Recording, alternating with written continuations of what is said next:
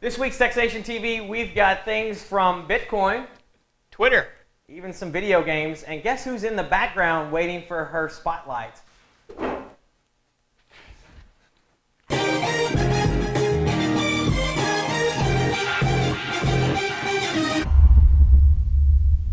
Hi and welcome to txtNationTV. My name's Rusty G. I'm Alan. And this week we've got a lot of stories to cover. It's been a while since we've been, but we finally got the whole crew back. Alan is in-house, Danielle is in-house, and it looks like we've got as much as we can cover.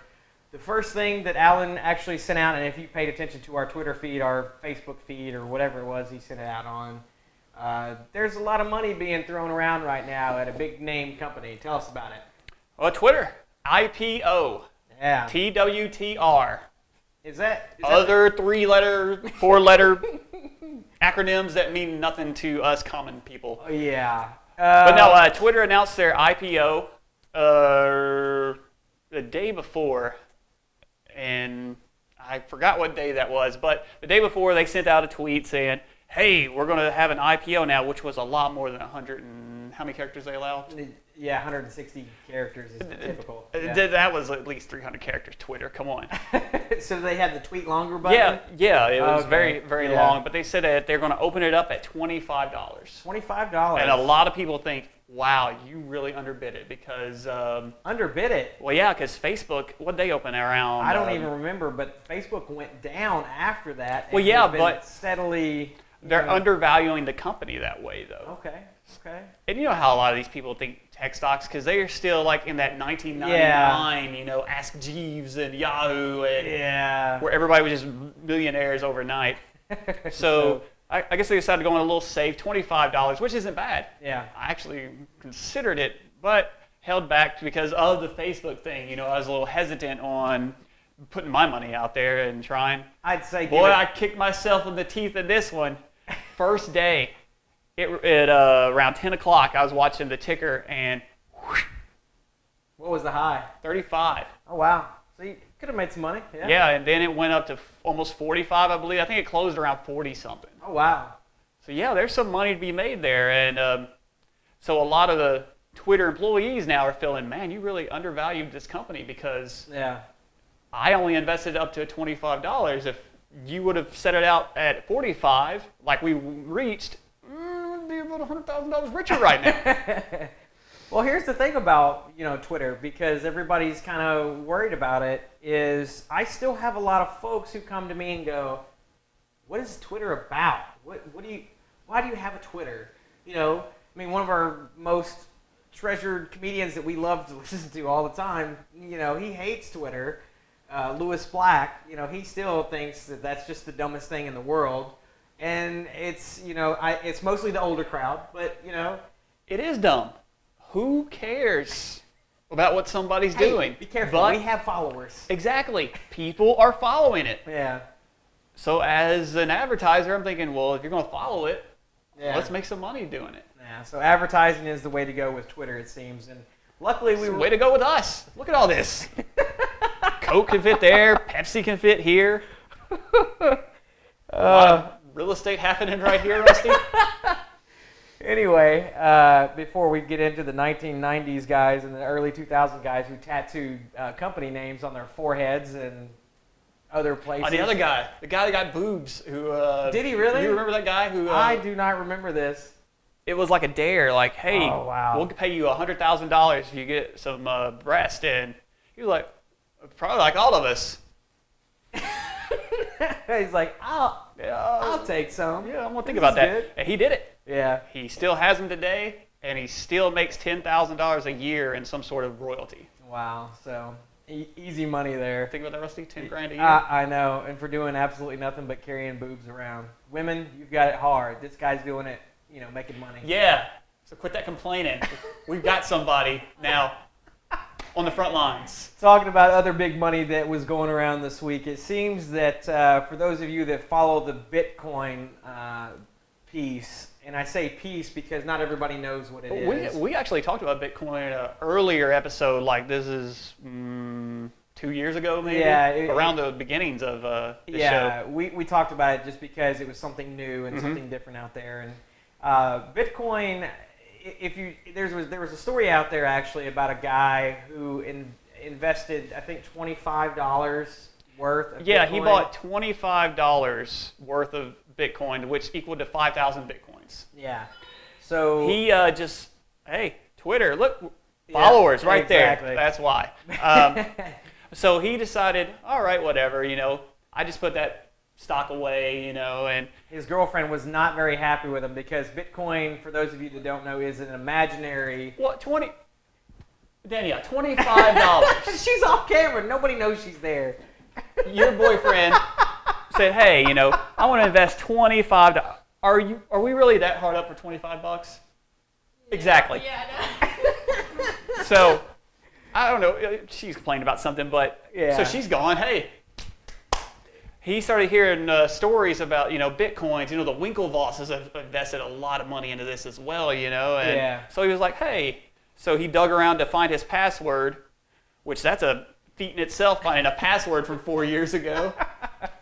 And he's a millionaire. $830 million, I think, is something what it was. It was 830. It was something crazy. Wow, I didn't know it was that much. Yeah, it was something crazy.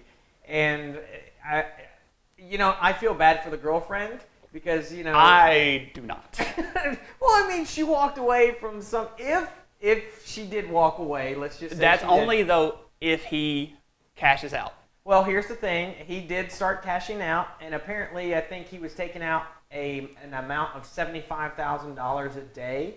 So I can do that. Yeah, exactly. The bank only allowed a withdrawal of $75,000 from whatever. Get a new bank. A bank that lets you take it all at once. But so not only that, but Bitcoin also, apparently there was a 1.3 million Bitcoin stolen in an online robbery, which was absolutely insane because this guy came in and hacked it all. And again, for those of you who don't know Bitcoins, you basically mine Bitcoins online through scripts and other things, and there's those of you out there. What you're given is a QR code, basically, and that's your proof. That's like your proof of purchase for the Bitcoins. So this guy, he set up a Bitcoin bank. Right. To where you could store your Bitcoins safely. But a thief was able to pretty much cloak an old email address of the guy who created this website and took it all. But the owner of the website is going to pay back everybody because he's a big investor in Bitcoin. So he was able to pay back all those investors back their money. Yeah. So they didn't lose any money. He lost money. Yeah. And also, pride and recognition. What's the big, huge company that backs all the banks? FDIC? Yeah, so FDIC. He almost was like his own FDIC. Yeah, you have to be because, because all this is virtual, basically. So, that's pretty cool. It's good that he stepped up, even though he cost him a lot of money. It's like investing in Twitter, it's all just a gamble. You could be rich, you could not be. If you don't know what a Bitcoin looks like, take a look here. It's just that's a Bitcoin. And that's how movie magic works. That's right. Alan is now banished, but either way it is. One other company we're talking about billions of dollars this week, and so another big story this past week was, I don't know if you ever heard of this company or ever played this game, but if you know anything about Black Ops or Call of Duty, that whole series, they released a game. Yeah. And I think some of us probably should have been out there at midnight buying this game because I'm a big proponent of this game. So, what was it? $1 billion, something like that? Yeah. Tell us about this. Forbes said that they had $1 billion in sales, but their sales were actually to retailers, not in sales by people going to the store purchasing the video game copies. So I think that the game company was trying to fudge some things. Get it in there a little bit with the GTA 5's, big announcement where they passed that mark in 3 days. They were like, we can do it in 1 day. Well, it is one of the largest game titles out there, among others now these days. GTA has been around for ages, as well as Call of Duty has been around for ages. Black Ops has now switched over to or was that Halo? I think it was Halo that switched to 343 Studios, and then now Black Ops got switched to some other studios. So they're also pushing for getting their name out there. And if you know anything about it, obviously you're cussing at me right now, going, "You idiots!" So I'm sorry about that, you know. But yeah, I haven't even. We went out to a Black Ops release party last year, and if you watch that video, you'll remember we were there at midnight, Alan and I freezing our ever-lovins off, and we had the TxtNation mobile out there, but we didn't make it this time. I'm sorry, guys. It's totally against. And yeah, I still owe that T-shirt to somebody, and I've got to look that up to see where. Anyway, so Hey, there we go. No more debt. and there it is. So tell us what else. What other games were we talking about this past week? We had, well, not only games, but something else came out this past week. Yeah, the Xbox One is going to be released soon. November 22nd is actually the launch date for it, so I know a lot of you out there are really can't wait to get your hands on that. Although $500. PlayStation 4 is just a few days before. So are you Xbox or PlayStation? I'm PlayStation. That's right. We talked about that before. Yeah. So yeah, PlayStation. So what I will do is I will set aside apparently like $600 for an Xbox One. Apparently. Yeah. You're gonna set aside what for PlayStation? It's about the same there. It's about the same? Okay, we'll duke it out. We'll have a review, we'll have an unboxing. We'll have her do the PlayStation and I'll do the Xbox. I think we can do that here. You saw it here first on txtNationTV. But unfortunately with the Xbox, well they've been talking about it from the beginning, but you're pretty much not going to be able to do anything with it unless you have the internet to get the day one update. So. But here's the thing. Yeah. Everybody's got internet. I'm sorry. Right, but I mean, you know, old game consoles, you still were able to put a game in and play it, but you can't do that whatsoever with the new Xbox. So. Well, I can go get an old hooker and she does old tricks, and I can still put things in her. But sorry, it's just where my brain went all of a sudden when she went that way. But anyway, no, I just think that it's the Xbox One. It's the greatest. It's the latest. It's whatever. I'm sorry, everybody's got internet, even little kids. I don't know. I mean, there's a lot of people that are in rural areas that don't have You're in a rural area. Yeah, Get out of here. It's going to be a paper. The only thing I can say honestly against Xbox is Xbox Live, which is what the PlayStation Network for PlayStation. Xbox Live costs like $70 a year. Yeah. PlayStation free, and that's awesome. But I have heard though that it is worth the $70 from people that do have Xbox. They get a lot of awesome games. Oh yeah, and you get access to a whole lot of extra stuff for your map packs and DLC stuff and all sorts of stuff for your different games. And to be honest with you, they're putting their money into the servers, and I've heard PlayStation has problems. Sometimes you're getting linked up, and she's giving me the evil eye all of a sudden. I don't know what's going on anymore. But anyway, we'll get away from PlayStation and Xbox. Just know that Xbox One is coming up around the corner for your Christmas 2013. Be ready for it because I most likely will be there just as well to get that latest Xbox One. So people love video games, and we've always talked about them since they started in the late 70s, early 80s, and they've been building them.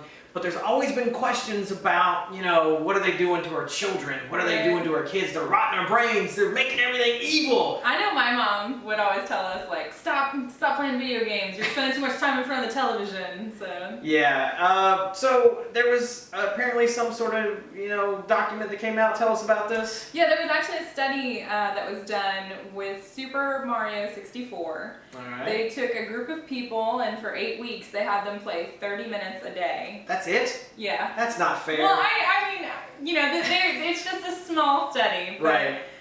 It turned out they did MRIs before and after the study, and they did show an increase in brain activity. Nice.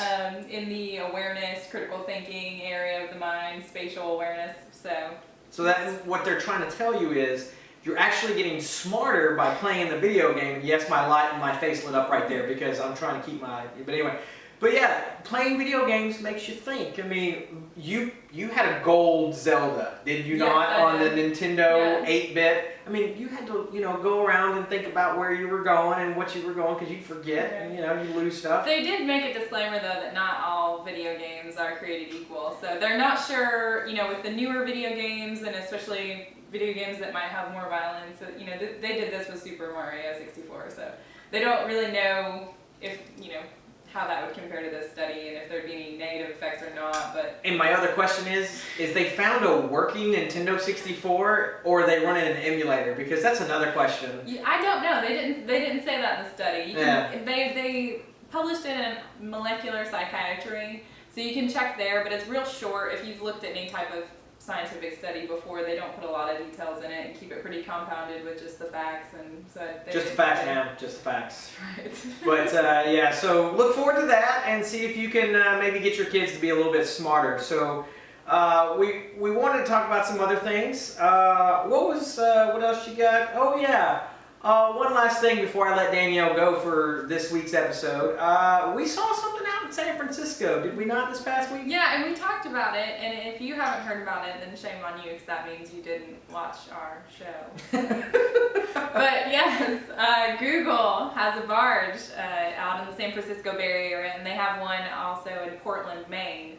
And they finally had to come on the record and kind of talk about what they were doing out there because they did get a lot of questions, and some people actually pulled out the papers on them and did a They were kind of hoodwinked into it. Yeah. So there was a lot of, I don't know, a lot of ideas and there was some speculation as to what was going on because there was this really huge barge that showed up and there was like black, paper everywhere and curtains and, the kind of stuff that, you see when people are trying to hide things and there's scaffolding going on and all sorts of stuff. And so people were like, oh, they're housing the original dinosaur or they're holding, that's where the UFO is and that's where they're keeping it. It's on that boat and I know it. And, so right. Apparently somebody came out, and said, somebody that worked there said Yeah, something. they actually had to finally make a statement and they said that it's just going to be an interactive space that they want people to be able to come and learn about new technology. But it's an invite-only basis is what they're planning on opening it up as, so they don't just have these endless lines of people trying to get on. But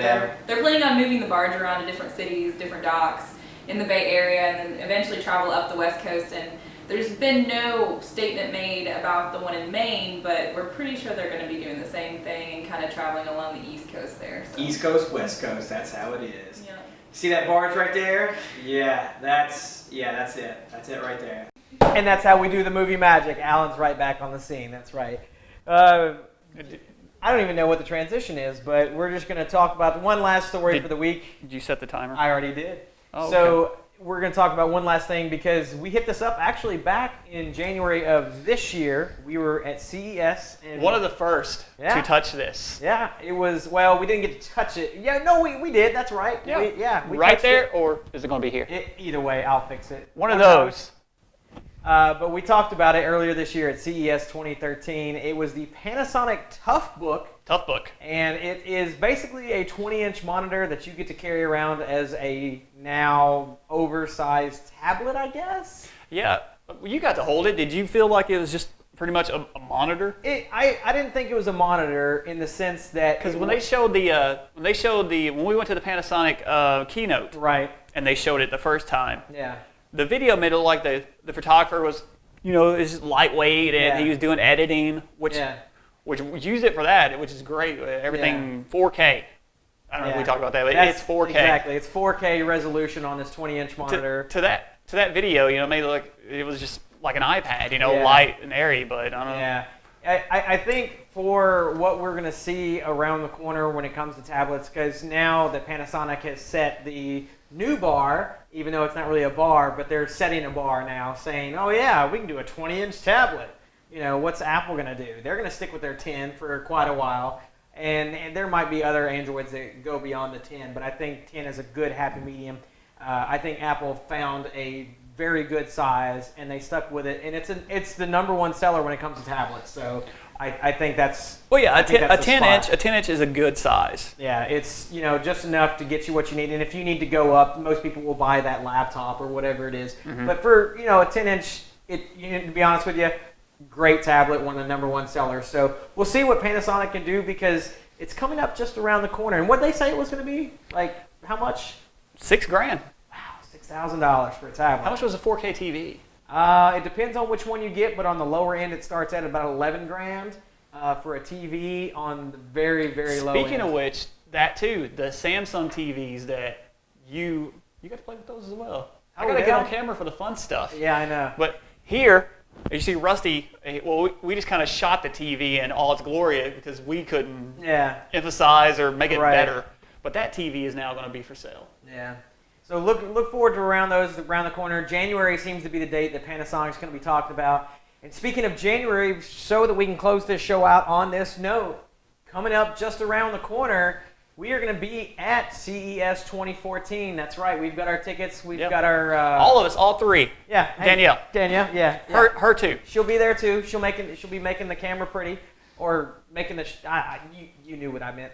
But she'll be there just as well. So be forward to looking into that. And I don't know how I just said that, but... be forward into looking at that. Exactly. So make sure you stay subscribed. Make sure you follow us. And stay subscribed. Exactly. Which means that I was already subscribed, but I'm just going to keep subscribing. Or if you're a new subscriber, or if you're not subscribed, whatever, I don't care. Just, hit the buttons down there. You know what they are. But anyway, we're on Facebook.com/txtNationTV. Twitter.com/txtNationTV. You can still find us on gplus.to/txtNationTV, but I hear the vanity URLs may actually be out by now. I think we can do google.com/plus/txtNationTV. Don't quote me on that until I can find the actual... I've had mine for a while, and you've had yours for a while. Not the vanity URL. No. The personal one? Yeah, the personal one is google.com/... No, we've had the gplus.to, not the google.com/... Either way, neither here nor there. Everywhere you can find us if you don't know anything about us, it's txtNation.tv, where all the videos are live all the time for you to be able to find, and youtube.com/txtNationTV if you want to use that to subscribe, because most of you carry smartphones, tablets, things of this nature where you can just find us whenever you can. So follow him online. He's Alan, or I forgot, what is your text? Alan, TXT Alan. On Twitter, yeah. Yeah, there he is. And you can follow me, Rusty G, and we got Danielle on the back. She's Danielle_Dobbs, I believe. Is that right? That's right. Okay. So you'll see her around. Hopefully stick around later this week. We've got an episode with just her by herself, covering some of the other things that we did not get to cover. Comment harsh. We'll see you again for the next episode. Thanks for watching, guys.